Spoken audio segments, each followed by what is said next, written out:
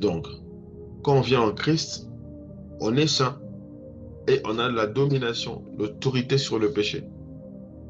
Il n'y a plus d'excuses, on ne peut plus dire non, mais ce péché-là est trop fort pour moi, je n'arriverai pas à abandonner.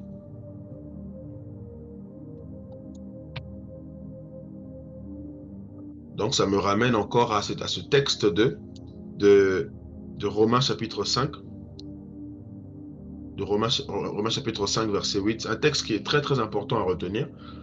Je relis encore, Dieu prouve son amour envers nous en ce que lorsque nous étions encore des pécheurs, Christ est mort pour nous.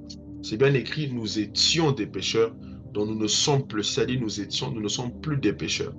Donc, beaucoup d'enfants de Dieu ont du mal à abandonner les péchés. Pourquoi? Parce qu'ils voient le péché comme étant un géant et eux-mêmes, ils se voient petits devant ce péché-là. Et ça fait que le péché a toujours de l'autorité sur eux. Le péché continue de dominer. Ils ont du mal à abandonner ces péchés-là. Donc, aussi longtemps que tu te verras petit, faible, inférieur devant le péché, sache que ce péché-là aura toujours de l'emprise sur toi. Ce péché-là sera toujours en train de dominer sur toi.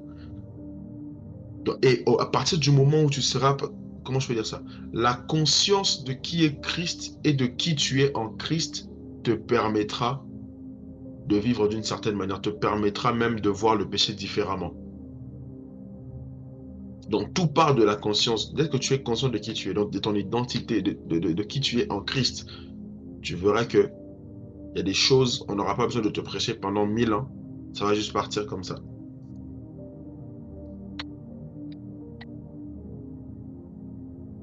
1 Pierre 2,9, la Bible dit que l'apôtre Pierre dit, vous au contraire, vous êtes une race élue, un sacerdoce royal, une nation sainte, un peuple acquis, afin que vous annonciez les vertus de celui qui vous a appelé des ténèbres à son admirable lumière.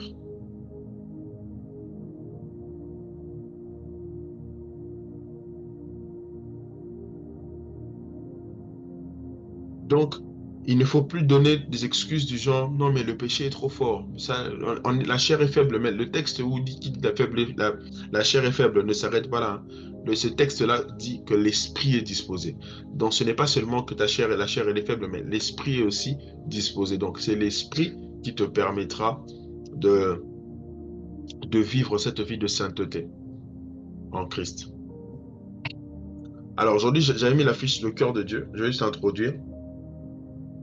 Et s'il y a des questions, n'hésitez pas à poser des questions. Alors, qui peut me dire dans la Bible euh, de qui Dieu a dit, j'ai trouvé l'homme selon mon cœur? Qui peut écrire juste dans le chat. Il y a une personne dont Dieu a dit, j'ai trouvé tel l'homme selon mon cœur.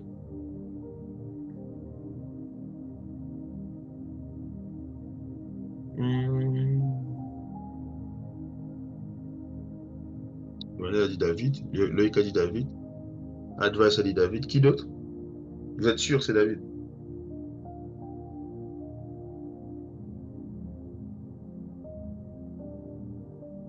Qui d'autre? Qui d'autre? Qui d'autre? Qui d'autre? Rapidement.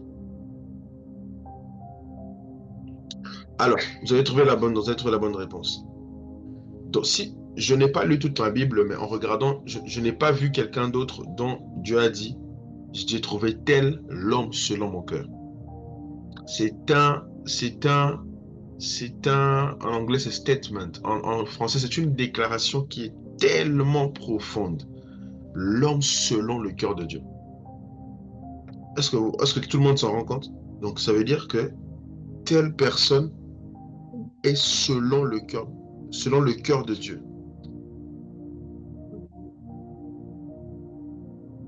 C'est tellement profond comme déclaration. Donc Dieu dit qu'il a trouvé David, l'homme selon son cœur. Alors ça m'emmène ça peut nous faire poser certaines questions. C'est quoi être un homme selon le cœur de Dieu? Et comment est-ce qu'on reconnaît quelqu'un qui est vraiment selon le cœur de Dieu?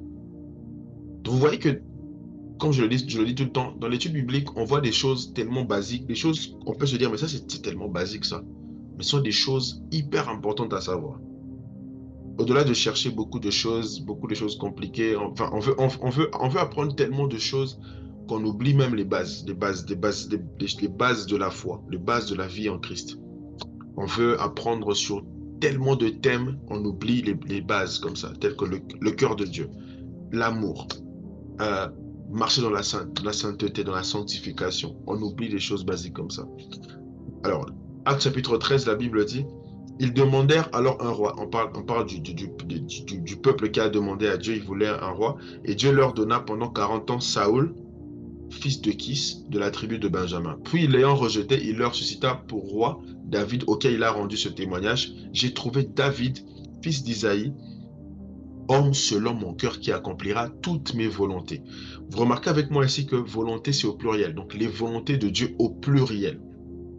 Pas ma volonté, mais mes volontés. C'est très rare d'entendre une telle phrase, hein. C'est rare que j'entende quelqu'un dire mes volontés. Franchement, j'entends pas ça. On dit toujours ma volonté, la volonté de Dieu. C'est rare qu'on dise les volontés de Dieu. Mais là, Dieu parle de ses volontés au pluriel. Il dit David, homme selon son cœur.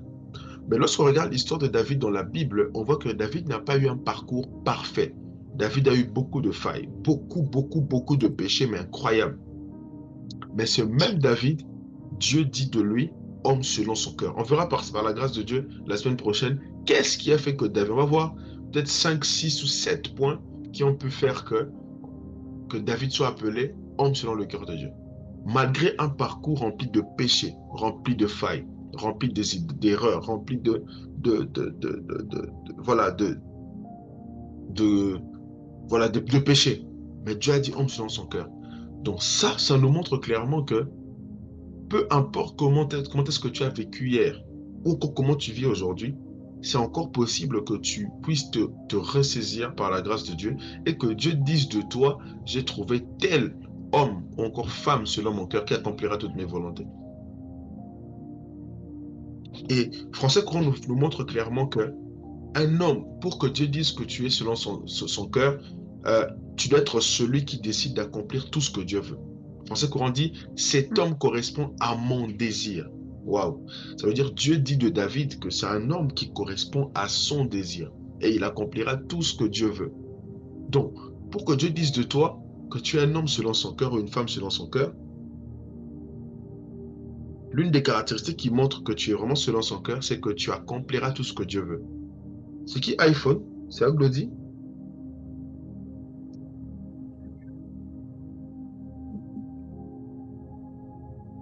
Oh, iPhone a ouvert le micro, mais il n'a pas parlé. C'est qui iPhone? Tu peux écrire dans le chat, hein, s'il te plaît. Donc tu dois accomplir tout ce que Dieu veut. Vous voyez les amis, donc j'insiste vraiment sur ce point, c'est hyper important, il est déjà 21h24. Nous devons être de ceux-là qui marchent selon la volonté de Dieu. Il ne faut pas être des chrétiens, des hommes et des femmes qui marchent selon leurs sentiments. Un enfant de Dieu n'est pas quelqu'un qui marche selon les émotions, selon les sentiments.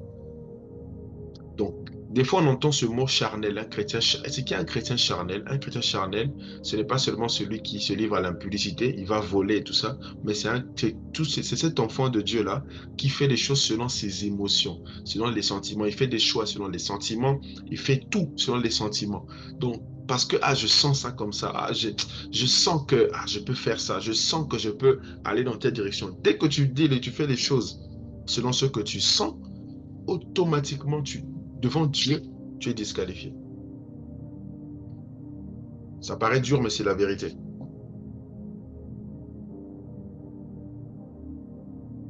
Un enfant de Dieu ne fonctionne pas avec ah non, je sens que je ne peux. Ah non, ces derniers temps, je ne sens pas que je dois prier comme ça. Je ne sens pas. Je ne sens pas. Je parlais avec quelqu'un, je ne sais plus quel jour là, quelle semaine. On parlait justement d'un frère qui est dans une église. Ils ont un programme. Ils avaient organisé un programme de prière dans son église. Et la sœur me faisait rire en parlant du frère en disant non, j'ai oublié ce qu'elle a dit exactement, mais la phrase c'était non, avant de participer à ce programme de prière de mon église, je ne sens pas que je dois participer à ce programme de prière, je ne suis pas convaincu. Et je disais non, mais c'est pas normal. Ce n'est pas à toi de dire que que tu ne sens pas que tu dois pas participer au programme de prière de ton église ou dans tel ou tel programme. C'est Dieu qui doit guider ça. Si c'est pas le Saint-Esprit qui te conduit, tu ne peux pas prendre une décision comme ça parce que tu sens. Et beaucoup d'erreurs on a eu à commettre dans la vie, ou on commet encore aujourd'hui, c'est parce qu'on fait les choses par les émotions et les sentiments. Regardez ici. Dieu dit de David, c'est l'homme qui correspond à son désir. Il accomplira tout ce que Dieu veut. Ça veut dire dans tout et pour tout ce que tu fais. Tout, tout, tout, tout, tout. Aujourd'hui, il y a un frère qui m'a envoyé un audio. Euh, il me posait la question justement c'était par rapport aux relations amoureuses. Bon, je sais on aime beaucoup ça, on aime beaucoup les relations amoureuses, nous les jeunes. Il me posait des questions sur les démarches à faire pour commencer une relation. Bon, moi personnellement, je n'aime pas trop parler, de donner des conseils sur ça. Surtout quand tu n'es pas encore marié, il faut éviter. Mais je l'ai dit, l'une des choses basiques vraiment dans ces choses, c'est vraiment, enfin, l'une des choses basiques à faire, c'est de chercher la volonté de Dieu, c'est de prier, de demander à Dieu de conduire les choses.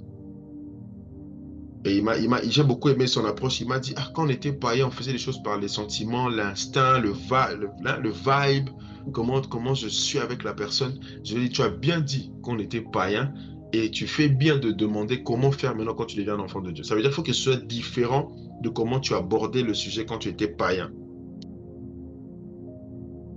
Et je lui ai partagé en disant, ça peut arriver aux enfants de Dieu hein, de commettre des erreurs parce qu'on s'est laissé conduire par les sentiments. Mais c'est toujours important de demander à Dieu sa volonté, de se laisser conduire. Si tu n'as pas assez prié, voilà, merci Saint-Esprit. Si tu n'as pas assez prié par rapport à ce choix que tu veux faire, si tu n'as pas assez prié par rapport à la direction que tu veux prendre, ne prends pas encore la direction. Si tu as assez prié et que tu es convaincu, je dis bien qu'on peut se tromper. Hein. On peut se tromper, euh, on peut, on peut avoir prié, puis on a l'impression que Dieu a approuvé, puis on est allé, on s'est trompé. Ou encore Dieu a approuvé, mais les choses ne sont pas bien passées. Ça arrive. Mais si dans ton cœur, tu sais que tu n'as pas assez prié pour ce projet-là, et que tu es juste entré dans ce projet-là, c'est dangereux. Si tu as commencé quelque chose, une relation, un projet, je sais pas, une formation, quelque chose, peu importe, juste parce que tu avais des sentiments, des émotions, c'est très dangereux. Il faut être conforme à ce que Dieu veut. Il faut être conforme à ce que Dieu veut. Plusieurs d'entre nous, on a subi des conséquences de faire des choses sans écouter Dieu au préalable. Et je vous assure que ça fait mal. Hein. Après, ça fait très, très, très mal. Je ne vous souhaite pas ça en tout cas. Parce que moi, j'ai déjà vécu ça. On a tellement l'impression tu vois, vous voyez, des fois, quand on est confortable quelque part, on se dit, waouh, ça se passe bien, je fais ça, je fais ça. Ça veut dire que Dieu est avec moi. Attention, c'est pas parce que tu es confortable quelque part que forcément Dieu est avec toi. Vous voyez, les amis? Donc, on doit s'assurer qu'on est en train de se laisser conduire par Dieu pour nous éviter beaucoup de dégâts. Quelqu'un a une question? On va clôturer. Il y a une phrase que beaucoup d'enfants de Dieu, on aime beaucoup, on aime souvent. Euh, Tout ce qui n'est pas fruit d'une conviction est un péché. On aime beaucoup cette phrase. Hein.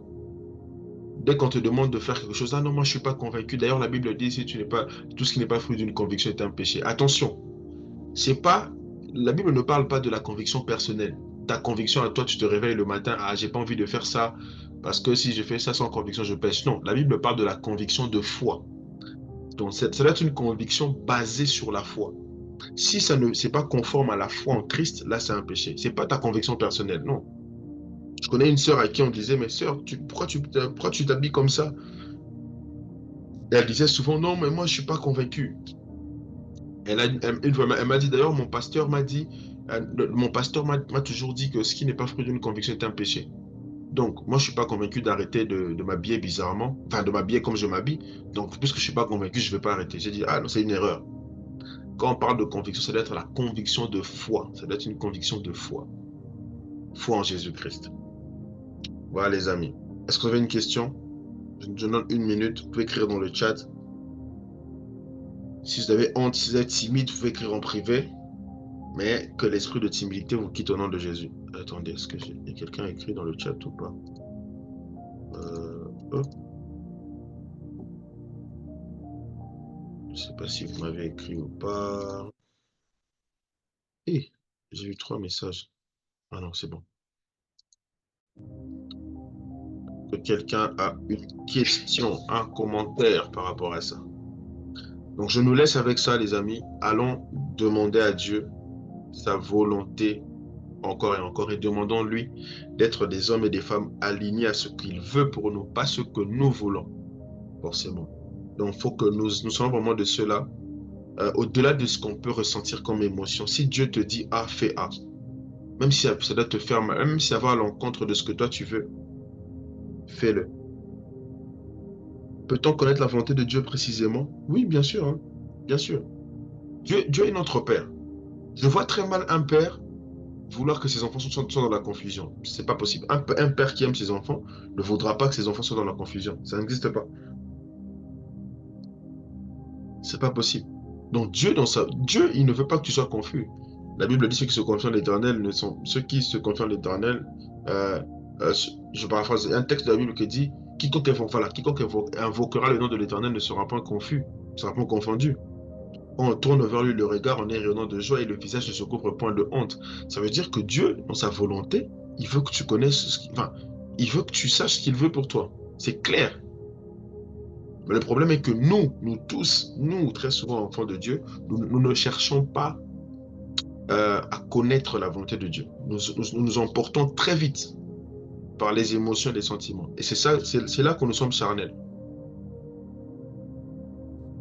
Il faut atteindre ce stade où tu cherches tellement Dieu jusqu'à ce qu'il va te répondre, jusqu'à ce qu'il va te parler. Tant qu'il n'a pas parlé, tu ne bouges pas. Tant qu'il n'a pas parlé, tu ne fais pas un mouvement. Tant que la conviction ne vient pas du Saint-Esprit, tu ne bouges pas.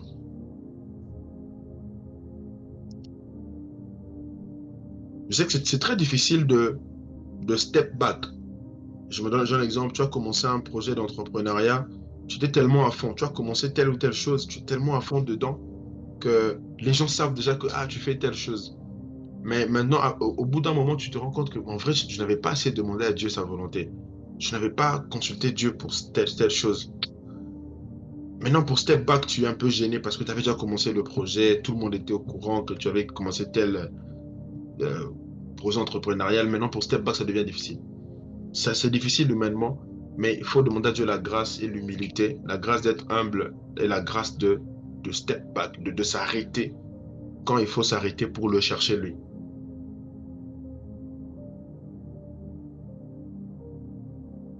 Parce qu'il ne faut pas oublier, on dit toujours que Dieu est alpha et oméga. Alors, l'erreur qu'on commet souvent, je vais finir avec ça, s'il n'y a pas de questions, on va clôturer. L'erreur qu'on commet souvent, on commence sans Dieu et on veut terminer avec Dieu. Dieu ne peut pas être oméga là où il n'a pas été alpha. Tu vois, tu commences quelque chose comme ça, et puis quand ça chauffe, tu dis, ah, Dieu a Dieu été ou Dieu ne m'a pas aidé. Mais non, c'est toi-même, tu n'as pas commencé avec lui. Il faut arrêter de mentir au nom de Dieu. Il faut arrêter de blâmer Dieu. Vous voyez? Donc, je ne sais pas pourquoi l'Esprit insiste là-dessus, mais je crois que ça nous parle vraiment. Nous tous, même moi, pendant que je suis en train de parler, ça me pousse même à aller prendre un temps même de retraite, d'aller chercher Dieu pour pour plus de direction dans beaucoup de choses. C'est hyper important, les amis. Un enfant de Dieu, bon, voilà encore, je ne sais pas pourquoi l'Esprit insiste là-dessus. Un enfant de Dieu doit avoir des temps comme ça, des retraites. Il y a des décisions importantes de ta vie que tu ne dois pas prendre ça à table en train de manger la pizza, là, en train de rigoler, tu bois, et puis tu dis, oui, je fais ça, je vais aller comme ça. Non, non. Il y a des choses, tu dois prendre le temps dans la retraite. Jésus a prié pour choisir les amis. Pardon, les amis. Ses disciples. Jésus a prié. Hein. Jésus. Hein? Jésus. Je ne te parle pas d'un pasteur, je parle de Jésus. Jésus est allé en prière pour faire le choix de ses disciples. Ça veut dire que toi et moi, nous avons la responsabilité, ou même l'obligation, entre guillemets, de prier sérieusement avant d'emprunter tel chemin. Surtout les relations, surtout que nous, les jeunes, nous insistons sur ça. Tout le monde ne peut pas être ton ami, tout le monde ne peut pas être proche de toi. Tu peux aller à l'école, tu peux aller à l'école.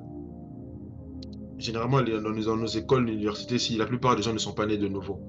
Toi qui es né de nouveau, assure-toi de mettre des limites dans ta proximité avec ces gens-là. Il y a des niveaux où tu ne dois pas... Voilà, que Dieu t'accorde la grâce de mettre des barrières à un certain niveau de proximité avec les gens qui ne sont pas nés de nouveau. Parce qu'ils peuvent t'influencer. Et si tu veux Si tu veux te faire de nouveaux amis, peu importe l'environnement, prie. Prie Dieu. Je crois vraiment chacun de nous aujourd'hui, à partir de maintenant, on va aller en retraite pour ça. Tu vas prier pour demander à Dieu avec qui tu dois marcher, avec qui tu dois cheminer, avec qui tu dois faire tel projet, avec qui tu dois... Donc, prenons pour exemple Jésus. Jésus a prié. Allez lire dans les évangiles. Jésus a prié sérieusement.